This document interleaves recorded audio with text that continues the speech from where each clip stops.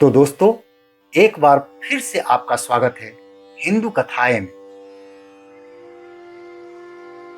दोस्तों, क्या आप जानते हैं कि भगवान शिव के कार्तिकेय और गणेश के अलावा भी एक पुत्र था जो दो पुरुष देवताओं यानी शिव और विष्णु से उत्पन्न हुए थे।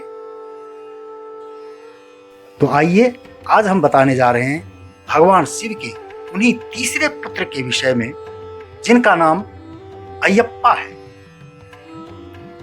दोस्तों, शुरू करने से पहले अगर आपने इस चैनल को सब्सक्राइब नहीं किया है तो जरूर कर लें और बेल आइकन दबाना ना भूलें। आइए शुरू करते हैं। तो चलिए जानते हैं भगवान अयप्पा के जन्म से जुड़े इस रहस्य को। कलयुग में दो पुरुषों का संबंध होना आम बात हो गई है।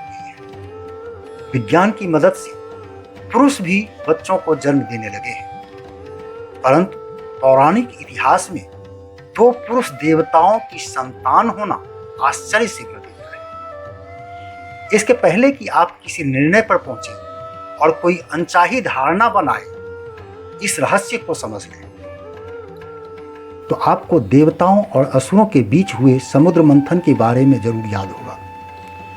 समुद्र मंथन में बार बार एक नाम का जिक्र होता है जिसे मोहिनी कहा गया है। दरअसल समुद्र मंथन के दौरान जब अमृत सागर से बाहर आया तो देवताओं और राक्षसों के बीच उसके बंटवारे को लेकर विवाद पैदा हो गया। तब भगवान विष्णु ने मोहिनी रूप धारण किया और अमृत का कलश उठा लिया। मोहिनी इतनी खूबसूरत थी कि राक्षसों का ध्यान अमृत के बर्तन से ज्यादा मोहिनी के रूप पर रहा।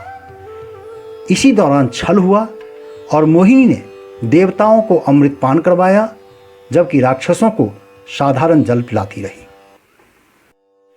पर मोहिनी का किरदार केवल समुद्र मंथन की कथा तक ही सीमित नहीं है, बल्कि इसके आगे एक और कथा है।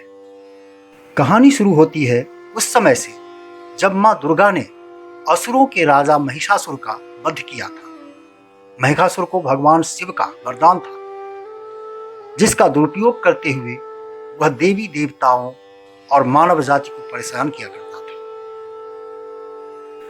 महिषासुर की बहन महिषी अपने भाई की मृत्यु से बहुत दुखी थी। वह देवताओं से नाराज थी और इसलिए उसने अपने आप को शक्तिशाली बनाने के लिए भगवान की आराधना की और उनसे एक वरदान प्राप्त किया। उस वरदान के अनुसार उसका वध शिव और विष्णु के संतान ही कर सकते थे, जो कि सामान्यतः असंभव था।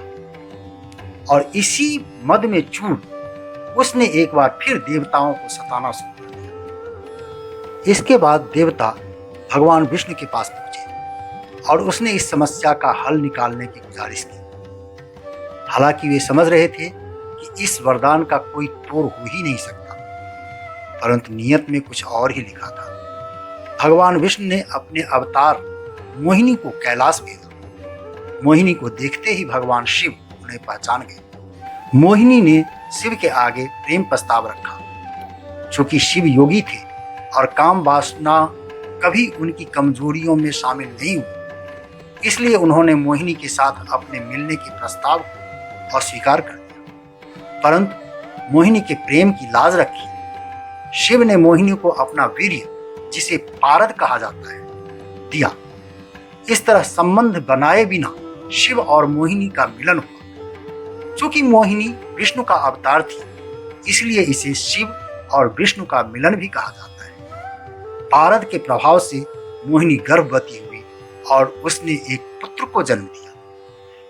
पुराणों में इस पुत्र को हरिहर या मणिकांता के नाम से जाना जाता है। दक्षिण भारत में पूजे जाने वाले भगवान अयप्पा ही हरिहर है। अयप्पा शिव विष्णु की संतान है, इसलिए उनमें दोनों देवताओं की शक्तियां समाहित थी। आगे चलकर उन्हीं ने महिषी का वध करके देवताओं को उसके अत्याचार से मुक्त किया। यह पौराणिक कथा दक्षिण भारत में काफी प्रचलित है, जबकि उत्तर और पूर्वी भारत में भगवान अयप्पा का जिक्र नहीं होता है। दक्षिण भारत के केरल राज्य में सबरीमाला मंदिर है। माना जाता है कि यहीं अयप्पा का वास है।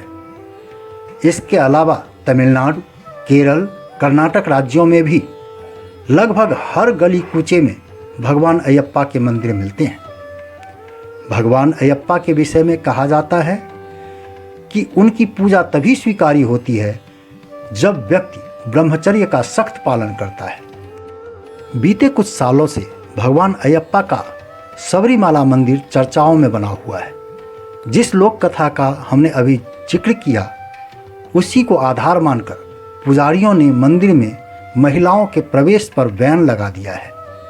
उनका तर्क है कि जब अयप्पा का जन्म 2 पुरुष देवताओं के संयोग से हुआ है, वह भी ब्रह्मचर्य नियम का पालन करते हुए, तो भला वहाँ महिलाओं को प्रवेश क्यों? बहरहाल इस समस्या का समाधान तो शीर्ष अदालत निकाल ही लेगी, पर भगवान अयप्पा के जन्म से एक बात तो साफ है कि हिंदू पौराणिक कथाओं में देव पुरुषों का मिलन वर्णित है। तो दोस्तों, उम्मीद करता हूँ आपको ये वीडियो ज़रूर पसंद आई होगी और आज आपने कुछ नया सीखा होगा। तो लाइक और सब्सक्राइब करें और बेल आइकन दबाना ना भूलें। जय श्री कृष्ण।